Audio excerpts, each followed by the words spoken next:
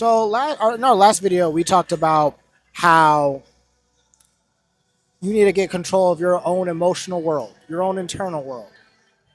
Just go watch that video to really watch me break it down. But today, we're going to be talking about looking at other people's emotions. When you understand yourself emotionally, that's one thing.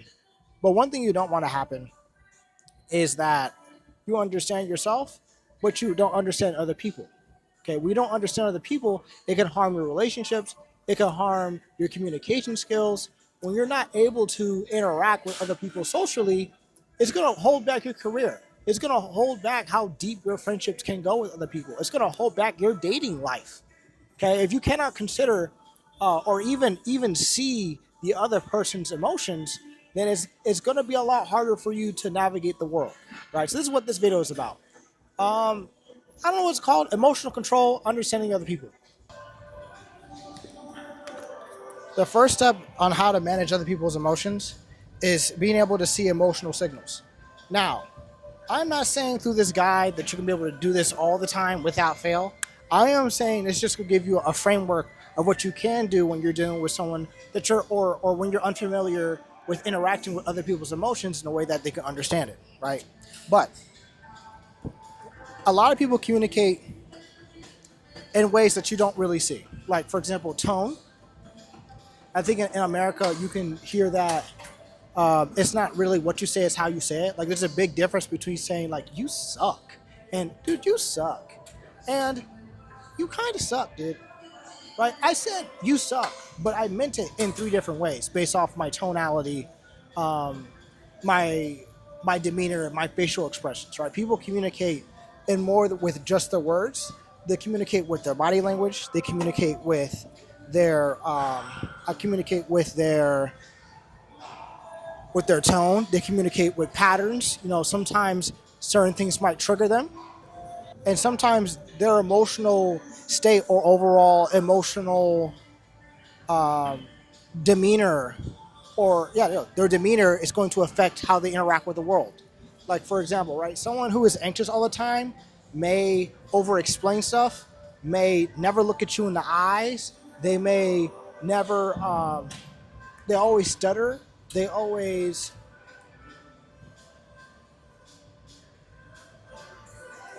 they don't have a lot of positive stuff to say about themselves. For someone who is anxious, just using it as an example, right? They'll be like, oh, not that big of a deal. Oh yeah, thank you so much. No, no, no, no, no, no, no, no, no, no, no, no. Right? You can kind of see, like, even without the words, based off of the tone and the way that I'm communicating with the no no no no's, right? You can guess how I feel, right, based off of the tone and how fast I speak and just the patterns that you pick up over time, right? Another example is if someone is angry, right? A person who is angry doesn't necessarily have to be like doesn't necessarily doesn't necessarily have to be yelling all the time. They can just sound really stern, or they can just give you a look in their eye and communicate anger to you, right? Like, if someone's mean mugging you, like, they look at you like, get out of my face, dude. Like, sure. Oh my gosh. Oh. Now, in that particular instance, they may not be angry. I don't even know how many that was. They might not be angry, but they're almost certainly annoyed. You probably don't want to deal with that, right? People who have an angry demeanor or who are angry at the time, it can come out in different ways. And I'm only saying anger because I'm just keeping it broad in general. But usually they might keep it really short with you. You might be, how was your day? Good. How was your day? Good. Like, it's one word answers with some attitude. Or someone who is soft may speak very quiet like this to the point where you can't even hear what they're saying. And you're like, what? And they got to learn how to speak louder, right? So they may be unsure about themselves, or they may be, trying to make themselves shrink in the room, maybe not trying to stand out. Just using those as examples. But when you start socializing with other people, you'll be able to start reading this a lot more, unless you're like autistic, in which case that's not really my field. Something else is very important, and this is where emotional control in our first video kind of aligns with emotional control in this video. Your personal. Now, in the second step, is to separate the other person's emotions from your own emotions, right? This is where emotional control, controlling your own internal world of feelings, is where it comes into play, right? Because emotional boundaries is an important skill that you will need to have. It will change your life, okay? Here's the problem, right? When you're in the moment, you're not going to be able to sense it. Sometimes you're not going to, okay? When some person is yelling in your face and you feel like you're justified to yell back at their face because you're trying to match their energy, you know, at the end of the day, you let that person's emotional state influence your emotional state. It might not even be that big of a deal to you, right? You could have took that time to really analyze what they were saying and maybe clarify some things, but you didn't. You decided to blow up in their face, right? No reason. You didn't have to do any of that, but you did, right? Someone else's anxiousness may not be your fault. They just be an anxious person all the time. Now, if it is, it's important for them to communicate that, and then you to take that into account when you interact with this person, so you're not causing problems later on, right? Now, like in a sense, you are kind of absorbing their emotions into yourself, because if someone's angry and you're not really as upset, but you let them their yelling, their tone, the words that they say get to you, you're gonna absorb that anger into yourself, and then you're going to express it the same way, whether it's because of your indignation or you're being defensive or you're even in the right.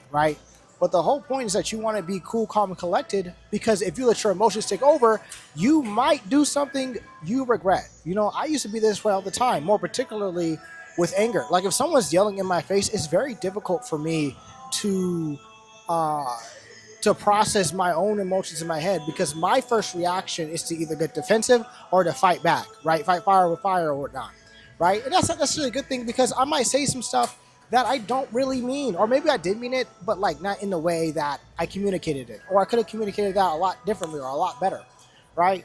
But because I let their emotions latch onto me, and as a result, me absorbing it and then letting it come out, that could ruin relationships, right? That could ruin business opportunities, that type of stuff. But what I learned over time is that you can observe emotions from other people without absorbing it. Like you can observe their emotions without absorbing their emotions. Like that one meme with the ape doing this and the lion yelling at the ape. That's basically going to be you, but with all emotions. Like if someone's crying, like you don't have to cry with them. You don't. I mean, it's cool if you can be there to be supportive, but you don't have to. If you don't really feel anything in that moment, you don't necessarily have to break down in tears with them, for them, or whatever they would like you to do, right?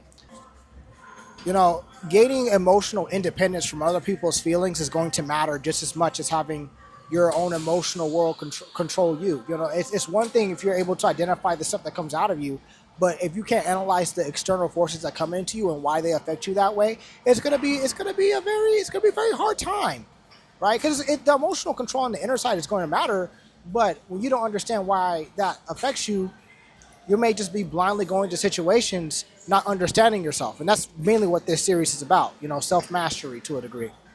But once you start getting some emotional independence, you'll be fine. You'll be fine. It's gonna improve. It's gonna have you. It's gonna give you a healthier communication life, healthier relational life, and a bunch of other benefits. I don't feel like listening right now because I don't have a lot of time.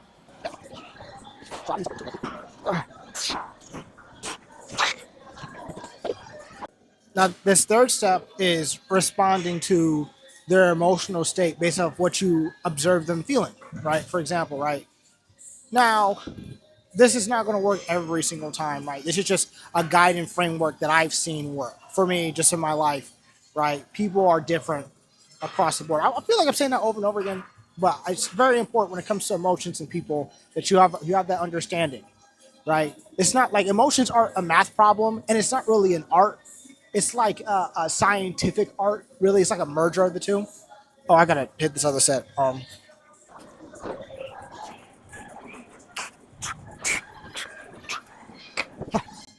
Like for example, if someone's angry, you probably want to give them space, right? Or at least give yourself physical space until something goes down, right? But like if someone's sad, oh, I'm sorry, if someone's anxious, you might just need to give them clarity, right? You might just need to explain to them what the heck is actually going on at the time. I know I thought my alarm went off. Hold on, let me check. If someone is sad, you may just want to be sitting next to them just in case. You know, sometimes if someone's crying, you don't really need to comfort them. You just need to let them cry. You need to let their emotions get out. You don't need to fix or to rescue them from what they're feeling. Sometimes you just gotta feel it and process it. Okay. Anyway, now I'm not saying use this for manipulation purposes. This is just like a basic guide.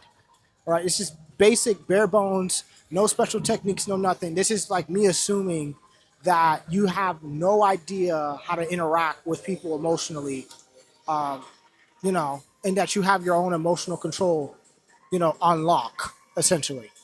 But when you start being able to respond to people based off how they're feeling, based off of how you imagine that they're feeling, based off what you ask about how they're feeling, then you can actually start going to yourself, okay, this person's angry, I need to react this way. This person's anxious, I need to react this way. Person's sad, I need to react this way. And sometimes it may not be the most effective every single time because sometimes people actually want you to participate when they're sad, right? This is just like I said before. You have to learn this stuff by going out and talking with people, right? This is a social part of the emotional control part of our growth philosophy, right? With these all these steps, you have to interact with people. When it comes to understanding people's emotions, when it comes to understanding the nuances of socialization or just the emotional states of people or how people react emotionally, you have to go out and seek it and then document it in your brain and then be like, okay, no, they acted like this, they seem angry, they seem frustrated. Look it up, Google it, get a therapist, whatever you got to do.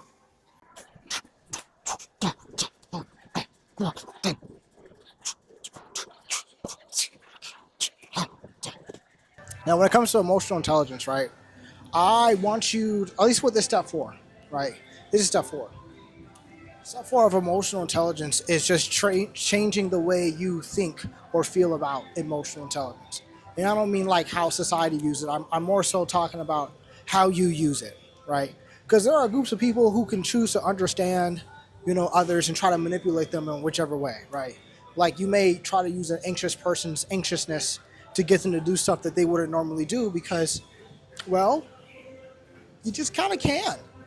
When someone is unsure, you can make them feel you can make them feel that you trust them and that you're so sure in them. You can trick them into doing something that may not be there because they value your trust in them over their own personal values or beliefs if they have any, right? You can rage bait people, right? That's an example of emotional intelligence. When people are going around rage baiting and they're saying stuff that makes you angry and upset, perfect example of it's a perfect example of people understanding others and using it to get a reaction out of them. Just using those two things as an example, right? But what I want you to do is that instead of trying to use it in those ways, I'm trying to communicate that you should be using it as a way to lead people into something great, right? I just think, just as an example, de-escalating situations, right? Do you want to go to jail? Do you want someone else to go to jail? Do you want to be involved in any of those type of situations? If you can see that someone's angry and getting upset, you can de-escalate the situation, right? You're gonna be like, okay, bro, you got it. Even if they're wrong, if you see that they're getting angry and they're ready to fight, you don't really feel like fighting that day. You could be like, yeah, they got it, bro. Because some stuff is not. You're just not. It's not really worth fighting over, dying over. There's certain stuff that's just not the case. When you start understanding tone, when you come to somebody, you don't need to be raw and honest all the time. Okay, you could be softer at times with some other people. That's just true. Understanding other people's emotions can help you create a tone in a relationship. It can help you build trust within a relationship because of the way you talk to people, or because you have an understanding of who they are or their emotional demeanor. I think it can help build relationships because when you have an understanding of where people stand with you or how they feel about you, you can kind of guess where their behavior from there. You're not going to get it right every time, but the whole point is what I'm trying to communicate here is that through emotional intelligence, I do not want you to use it for evil. I don't want you to use it to manipulate people. I don't want you to use it to force people to do something they don't want to do. I would like you to use it to lead people into greatness, to help improve people, to help pay it forward, to help coach people into being better. That's mainly what emotional intelligence is for, you know. Yeah. If you get nothing else from these videos, just know emotional intelligence. And I was really trying to not say emotional intelligence this entire time, but I don't really think there's any other good word to describe what I'm trying to say, right? But emotional intelligence, when it comes to managing other people's emotions, is a valuable life skill that may even save your life. Okay? Um, that's all I'm going to say. I can't really go into it any more than that. But I hope that you guys help this out. I'm trying to keep this video super short, so I'm not like going 30 minutes and Anyway, y'all don't have long attention spans, and I'm not really good at explaining stuff in short detail. So I'm going to be working on that in the next couple, and at least for the rest of the year. That's my goal. I'm gonna work on making short videos for the rest of the year. Anyway, have a good day. Hold up. Check out this drip real quick. You like the shirt? Listen. Boom. I'm gonna stop. But anyway, Trivaletic, code MINT, MINT. Get your own clothes. Shout out to y'all. I'm actually out now.